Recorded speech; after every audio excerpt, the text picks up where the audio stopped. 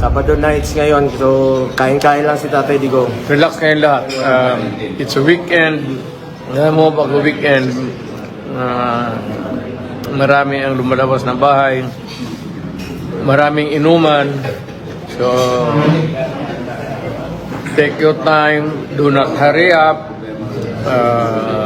Tsaka, relax lang. Chill. Very good day, very good vibes po sa inyo lahat mga ka-reaction. Reaction TV page nagbabalik. Reaction. Napakaganda po ng mga pag-uusapan natin ngayon. Mantakin po ninyo. Nangialam na itong Senator Chismoso Escudero. Pag-uusapan natin mamaya. Hintay ka lang ha. Mr. Kilay, hintay ka lang. At dito po, isa pa po pag-uusapan natin. Nagsalita na po si Senator Atty. Sal Panelo. Hintayin po ninyo. Napakalupit po yun. At yung pinaka-importante po dyan, yung pinaka-latest na interview o live ng Pangulong Rodrigo Roa Duterte. Yan po ang ating mga pag-uusapan ngayon. Ngunit bago po tayo magkalimutan mga ka-reaction, huwag nyo pong kalimutan mag-subscribe, i-like, i-share ang ating video. Dahil patuloy po tayo nangangampanya sa ating misyon na kung saan makuha po natin yung gold play button na ibibigay po natin personal doon sa Pangulong Duterte, doon po sa Davao. Pero nakuha na po natin ang silver play button. So kung gusto mong maging kabahagi dito sa simpleng misyon na ito, na maibigay natin ang dalawang play button ng aking YouTube channel sa Pangulong Duterte, ang gagawin nyo lamang po ay mag-subscribe, i-like at importante pong i-share ang ating mga video. Maraming salamat po. Heto na po, umpisahan po natin dito sa pagsasalita po ni Senator Atty. Sal Panelo. Nagsalita na po siya sa may pagtitipon, malapit dyan sa may Veterans Memorial Medical Center, no? Ito po, pakinggan na po natin. Senator Atty. Sal Panelo, pasok! Bayan. Sumusuporta po sa ating Vice President. Dito. At sa mga ngayon, Salamat kay thank you. Dong, pakiayos yan, pakiayos. Ito kabayan, sige po. Shout out po kay Tropang Bisaya. Suportahan po natin ang ating mga vlogger na nandyan sa field. Support po sa inyo. Tropang Bisaya, mabuhay ka. Support kita. Okay, tuloy-tuloy ka lang dyan. Ako'y tuloy-tuloy dito. Haha. Rito. Sige mami, sige. Po namin ang suporta natin. Ayan si Ayo talaga. Thank you Ayo sa pagsuporta. Dahil po ang dalangin namin. Hello, attorney. Si Attorney Sal. Ayan. Sama natin. Ayan, kasama. Ayan, kabayan si attorney. Salamat, Ma'am Lloyda. Ayan. Thank you, attorney. Ayan, kabayan. Nandito si attorney. Ang susi at pagbibigay ng lakas. Opo. Wala itong tulugan, kabayan. Kaya nga po, ito po ang aking pakiusap. Sana po, hello! Kasama po natin si Ayan, si Atty. Sal. Ayan, mga kababay, kasama po natin si Atty. Sal. Dong. Ibidyo mo, bilisan mo. Ito, bilisan mo. Mamaya ka na, Dong. Wala namang ano yan eh. Mamaya na yan. Ibidyo mo muna. Ayan, bilisan mo. 199. Ayan, mga kababayan. Ayan.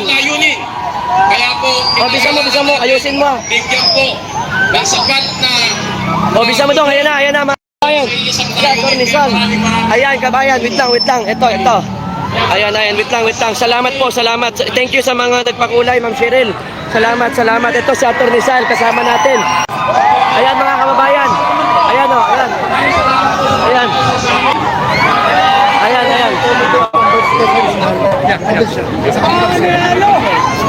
Sobra na pong dami ngayon ang pumupunta ng Maynila, no? Sa may Veterans Memorial Center. Napakarami na pong tao dyan. At balita ko dyan sa may EDSA ay nagbi-build up na rin, nagkakaroon na rin ng build up dyan. Doon din po sa may ano bang pangalan nun? Grandstand, no? Sa may Luneta. Simula na pong magkaroon ng build up ang mga tao dyan. Kaya kung malapit-lapit po kayo dyan, o kahit malayo po kayo, dyan po tayo magtitipon, ha? Dyan po tayo magkakaisa, no? Sige po, dire-diretso lang po tayo. Walang tulugan daw. Wala pa po akong tulog. Ano ba yan?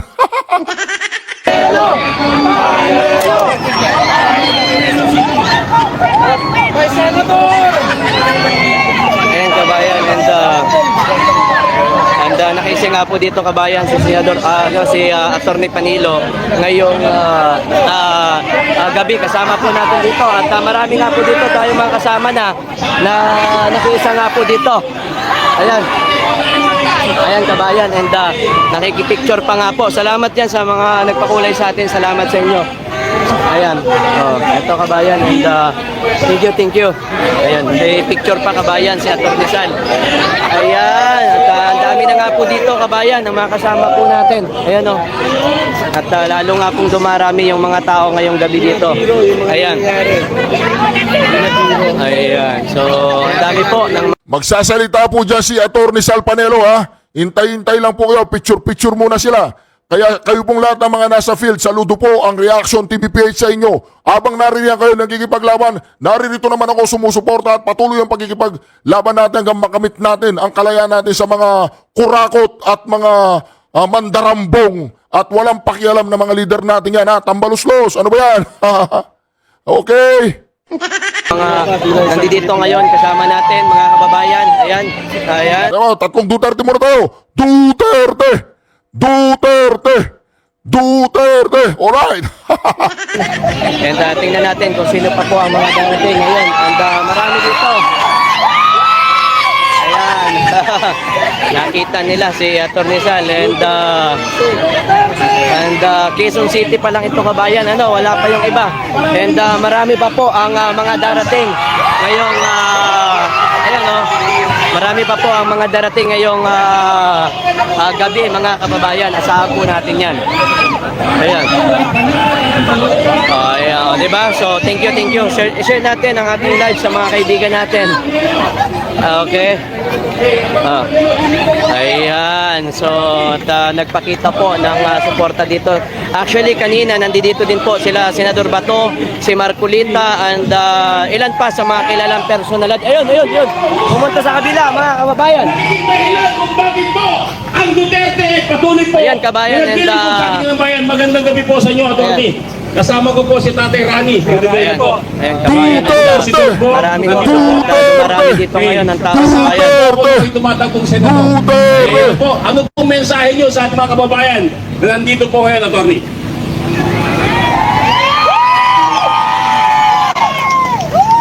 Banat, Jeng! Kailangan May tabaw nun yan? iparamdam natin sa may kapangyarihan na hindi tayo bulag, hindi tayo bingi. Nakikita natin ang lahat na pagsasamantala, ang lahat ng paglabag sa katarungan ng tao. Lalong-lalo na ginagawa nila kay Presidente Duterte, kay Vice Presidente Duterte, at kay Attorney Laika Lopez. Alam niyo ang gagawin natin ngayon? Tama-tama, nakasuot kayo ng itim bilang simbolo na tayo ngayon ay nasa kadiliman ng kasaysayan. Pero kailangan meron din tayong pula. Lagyan nyo ng pula. Pula, red, para simbolo naman na hindi tayo tatahimik at tayo lalaban. Lagyan din natin ng green kasi yun ang kulay ni Inday Sara. Kaya red and green. Ay may nagtanong sa akin, paano yung yellow saka pink? Isasama natin. Paano natin isama? Bumili kayo ng tsinelas na yellow, bumili kayo ng tsinelas na pink para inaapakan natin. Kasi kasama, pag naglalakad tayo, aapakan natin sila. Ayun. O sige. Galing ko kay Attorney Laika, dahil personal kong kaibigan yon. Ang kanyang tatay ay brad ko sa Sigma Rho sa UP, pati yung uncle niya. Bata pa yan talagang kilala ko na yan. At of course, si VP Sara, ako rin ang abogado niya, ang mayor siya. Tulog ko si Inday, kasi 48 wala tulog Nag-high lang, sabi ko lang, hi, Inday ng buhay ko. Tapos, tulog na siya. Si Laika naman, hanggang ngayon, takot na takot sa ginawa sa kanya. Pero mukhang okay naman yung mga doktor doon, aalagaan siya. So, dito lang kayo at marami pang darating. Maraming salamat po. Thank you. Narinig po ninyo yun? Diyan lang kayo, mga ka-reaksyon. Ha? Marami pang darating. Duterte! Duterte! Duterte! Maraming salamat po. Palapakan po natin si Atty. Panero. Ayan na, mga Maraming salamat kababayan. po sa inyong mensahe. Lalo pong tumitibay ang aming kalooban. Dumarami lalo. Dumarami dito, na po mga ang tao kabayan. sa Maynila. Ayan na. Dumarami na po ang tao dyan sa may EDSA. Dumarami na rin po ang tao doon sa may grandstand, sa may Luneta. So, patuloy lang po tayo. Dire-diretso na yan. Woo! Marami na dito tao, kabayan. And kita nyo naman. And kabila kanan ang tao ngayon dito, kabayan. And aalis na muna. Ito. O support po natin lahat ng mga vlogger na nasa field, ano? Sina Tropang Bisaya, marami po yan. Marami yung mga vlogger na yan. Support po natin sila. Alright. Duterte. O dako na po tayo. Dako na tayo ngayon dun sa sinasabi natin ito. Si Escudero. Wala stick ka, Chisa. Nanghiram ka pa. Hindi ka na lang nanahimik. If si Sara Duterte is struggling, I sincerely hope she is sick and is provided with the help she may need to, she can regain calm and composure and properly discharge her duties as a Vice President. Oy! Anong pinagsasabi mo dyan? Discharge her Vice President. Manahimik ka dyan, hindi ka namin kinakailangan. Hindi namin kailangan ng yung unsolicited advice, Dito, laban namin ito. Wala kang pakialam dito, Chis Escudero. Manahimik ka dyan, hindi namin kailangan yung unsolicited advice mo. Sino man ang boss mo, si Palaka. Ayusin mo na lang ang pagbibigay ng baso kay Palaka, Chismoso. Wala stick din doon si Chis Escudero. Discharge her duty as Vice President. Natatakot ka rin sa Vice President, tingnan mo yung ilong mo. Baka merong yan, kulangot. Masyado ka na nagiging close kay Palaka, Masyado ka na nagiging close. Nag-ano na kayo nag-lips to lips na kayo dun sa maso, gano'n. Huwag kang mangingialam, Chisay, hindi namin kailangan ang iyong advice. Nasa matinong kaisipan ng ating Vice Presidente. At katiting lang, kumpara sa karakter mo.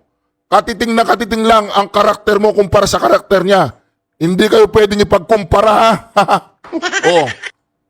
Chis Escudero, Sara Duterte, malayo.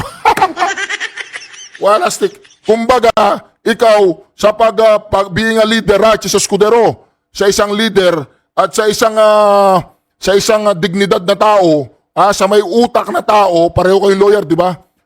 Ikaw, isa ka lang totoy. Malayo ka sa karakter at capability at kapasidad ni Madam Inday Sara Duterte. Mangarap ka, di ba umabol ka ng Vice Presidente? Ano nangyari sa'yo? Nga. Kasi kung ikaw gusto ka ng taong bayan at may paniniwala sa'yo ang taong bayan nung umabol ka ng Vice Presidente, sana nanalo ka. Pero ano nangyari sa'yo? Talo. So anong tawag sa'yo? Loser. Mga kareaksyon. Kailangan ba natin ng advice nitong si Chis Escudero? Palagay ko hindi, di ba? Kasi itong Chis Escudero, isa na yan sa mga tinatawag na minyones. Minyones ni Palaka. Hindi milyones, minyones. Kaya, bibigyan din kita ng unsolicited advice, Chis Escudero. Isarado mo yung bibig mo, bigyan mo na lang ng baso si Palaka. Tama? Okay? Okay tayo doon. Tahimik ka lang, huwag kang masyadong mangialam, Hindi namin kailangan ng unsolicited advice mo.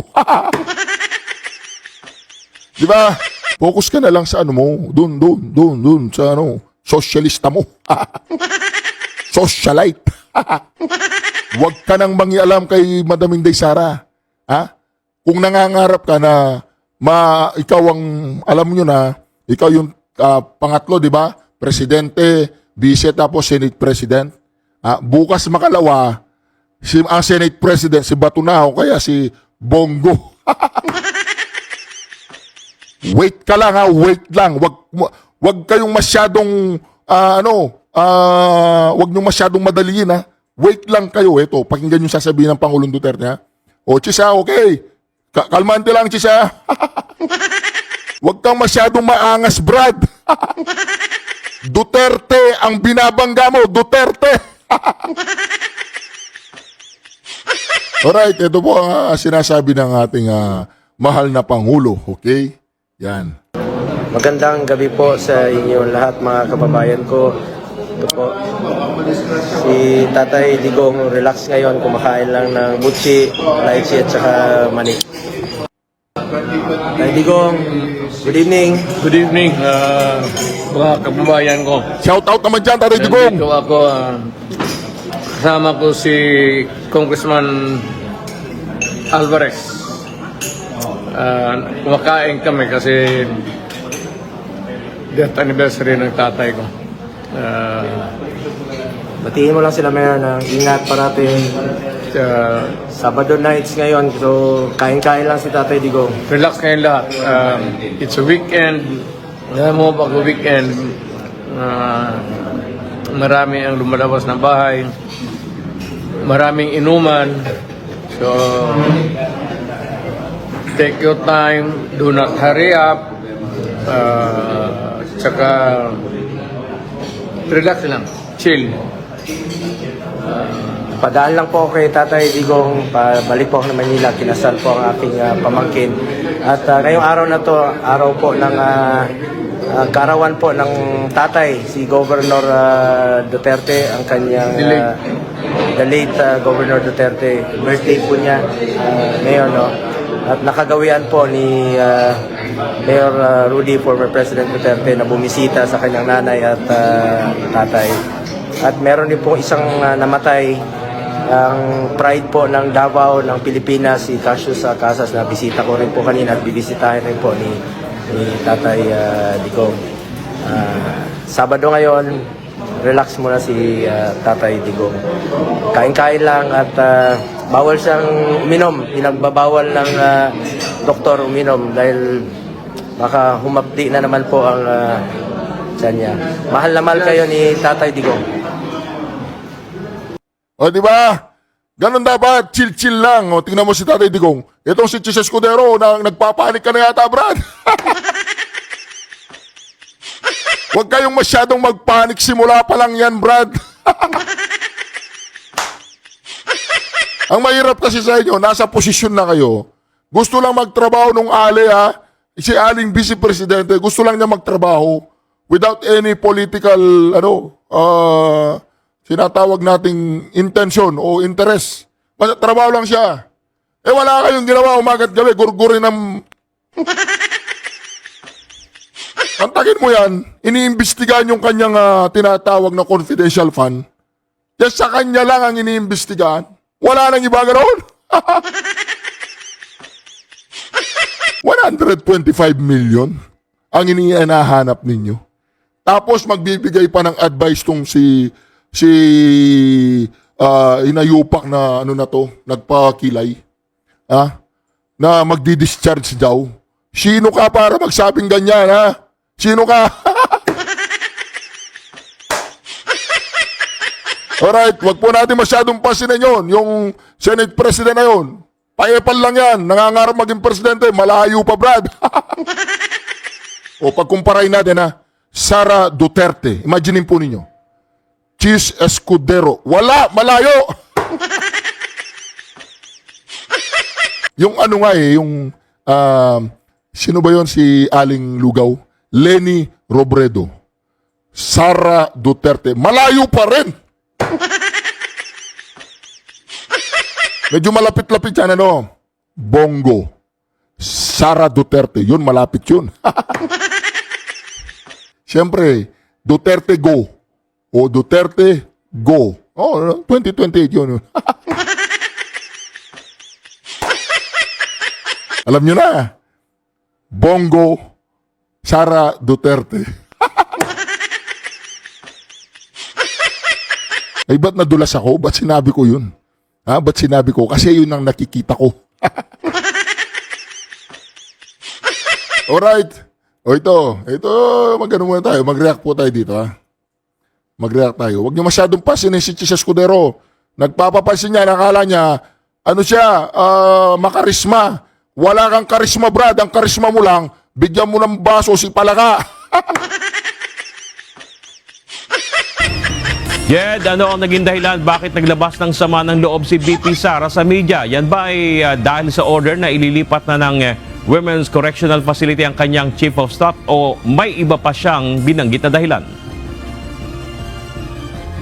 Oo, Bernard, sinabi kasi na pasado alas 12 or alas 11 kagabi binasa itong order na ililipat na si Attorney Zuleika sa Women's Correctional Facility sa Mandaluyong City. Kaya ito yung ikinasama ng loob ni VP Sara dahil naging biglaan itong paglalabas ng order at this oras pa ng gabi inilabas ang nasabing order mula sa HOR. Mantakin mo yan.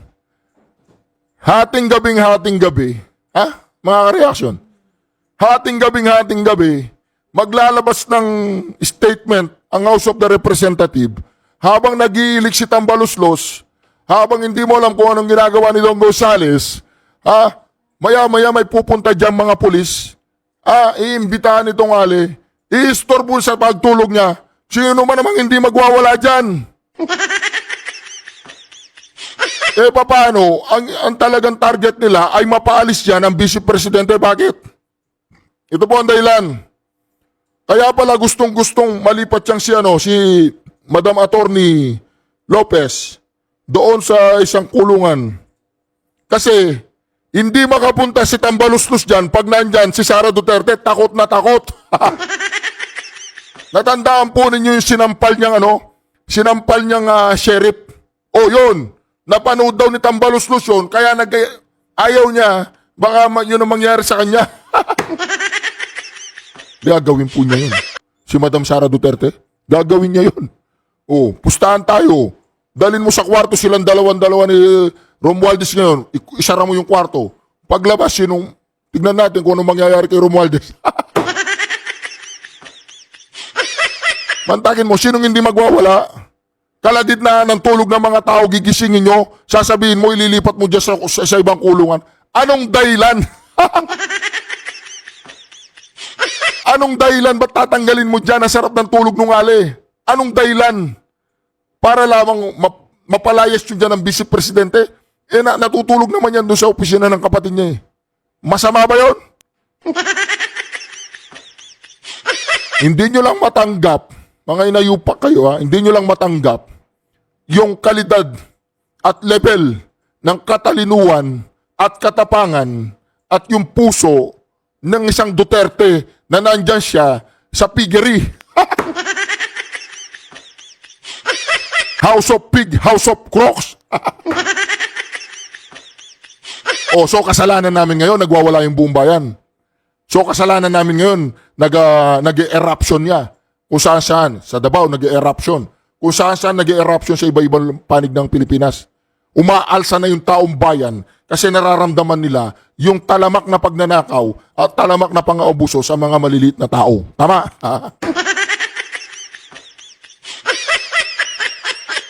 Di po ba?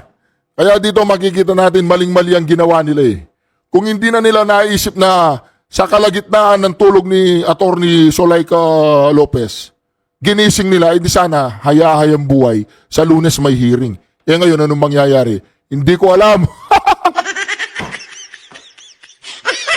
Ang tanong, nasaan yung mga komunista na dapat sila yung mga nagwewelga dyan? Tahimik sila, Castro, Manuelita, ano ko kayo, itatapik ko kayo sa next vlog natin. Itatapik natin ang mga yan. Ba't nawawala yan? Di ba? Sila yung mahilig anong tawag dyan, magwelga? Maroon bang nangyaring kasunduan sa inyo, mga inutil kayo?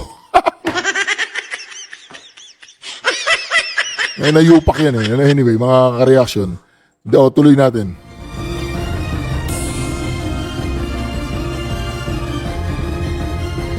Ikinagulat ni Vice President Sara Duterte ang lumabas na order mula sa komite sa House of Representatives na nagsasabing ililipat si Attorney Zuleika Lopez mula sa Batasan Grounds patungong Women's Correctional Facility sa Mandaluyong City. Ayon kay VP Duterte, wala namang pasok ang Kamara tuwing araw ng Biyernes, kaya ipinagtataka niya ang nasabing special meeting at paglabas ng order kahit 10 oras na ng gabi. Hinahanap ko kanina, sabi ko, where is this permission from the speaker? Na meron kayong committee hearing kanina in the dead of the night. to give an order na i-commit doon sa correctional facility. Paliwanag pa ng pangalawang Pangulo na bago ang nasabing meeting kailangan muna nito ng pahintulot sa Majority Speaker at kay House Speaker Martin Romualdez. Wala naman aniyang nakalagay na pahintulot sa nasabing order kaya hindi ito maikokonsiderang legal. And where is the rule that says kapag may violation sa detention facility ay ililipat sa correctional facility? Ano yun? You make rules as you go along? Di ba dapat sa demokrasya, there's a rule of law?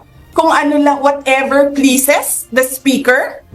Sa hiwalay na Di ba? Tama naman yun siguro, nalingat si Tambaluslos. Putang ina. Nasa ano pa? Nasa batasan pa si Sara? Tinawagan niya si sino pang matatawagan? Si Don Gonzales. Don Gonzales, wala, gumawa ng sulat dyan para umalis na, ilipat niyo doon sa correctional para doon siya matulog ang babaitang vice-presidente na yan. Galon.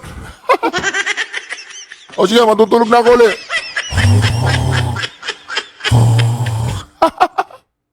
Di ba? Ano yan? Romualdez, ano yan? na panayam sa media kagabi, sinabi ni VP Sara na ayaw niyang muling aksayahin ang kanyang oras sa pagdalo sa mga hearing ng Kamara hinggil sa paggasto sa pondo ng kanyang tanggapan. Kahit paani ang sinasabi ng ilang mambabatas na mas madaling matatapos ang pagdinig kung dadalo at sasagot siya sa kanilang mga katanungan. Noong inimbitahan nila kami, noong October 18 was it? Pumunta ako, umupo ako doon. Nagantay ako ng tanong, hindi sila kahit isa, walang congressman na nagtanong sa akin. And because I felt na sayang yung oras ko na nakaupo doon, na walang nagtatanong sa akin, nagpaalam ako ng maayos, pinayagan ako ng maayos, nagpapasalamat ako na umalis. Sinabi rin ng Vice Presidente na ayaw niyang sagutin ang mga tanong mula sa mga kongresista na aniyay hindi naman malilinis at sangkot sa mga katiwalian at iba pang kaso. Pero tama yon, hindi talaga ako umaattend sa hearings. Why? Why would I answer to a speaker implicated in a bribery case on record in a court case? Why would I answer to a member convicted of child abuse, taking IP children doon sa amin sa Davao City, dadalhin sa Manila?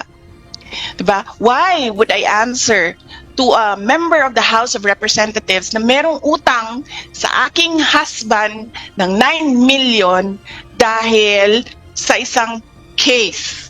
So why would I answer to them? Why would I answer to a member of the House of Representatives na ang tatay niya mismo na may screen cap ako, nagsasorry sa ginagawa ng anak niya? Nilinaw rin ni VP Di ba? Itong mga quadcom na to, mga ano ba yan, mga ganyan na ba kayo lahat, ha? Umikot na yung mga kukote nyo. Di ba? Itong mga quadcom, ha? Nananawagan po ako sa mga, kung saan man yung mga constituent nila. Lahat po ng quadcom na yan.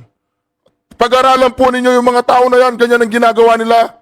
Sinasabi nila pagpatay ng camera dahil lang sa pera o dahil lang para may pera sila ngayong eleksyon kaya nila ginagawa yon. Nagsosorry sila sa Vice Presidente. Mantakin mo itong Chihuahua. Oo, yung Chihuahua, yung uto-uto rin, taga Maynila. Sabi daw niya kay Pulong, sundalo lang siya at hindi niya gusto yung ginagawa niya. Isa ka bang siraulo? Itong Chihuahua na to, pag nakita nyo, sabi mo, siraulo ka ba? Ba't sinisira mo reputasyon ng isang tao para lamang sa pera, ha? Mayroon ka bang kukote, Chihuahua? Pag nakita po ninyo siya dyan sa Maynila, ha? Tanungin nyo siya, nasa tamang katinuan ka ba, Chihuahua? Sabihin nyo, ha? Kung nasa tamang katinuan ka, huwag mong sisirain ang reputasyon ng isang tao, sabihin nyo sa kanya, dahil lamang sa pera. Tapos, batukan mo. Di ba? Pagitanggal po yung batukan sa record in aid of the legislation. Huwag mong babatukan. Joke lang yun. Huwag po tayong maging violentay, ha? Ano tayo dapat? Tinatawag nating issue-based tayo, ha? Ito pong channel na ito, issue-based to. Duterte! Duterte! Duterte! Duterte! Wala stikachua. Yung reputasyon mo, yung kaapu-apuan mo, yung lahat ng mga pamilya mo, hindi mo binigyan ng kahiyan.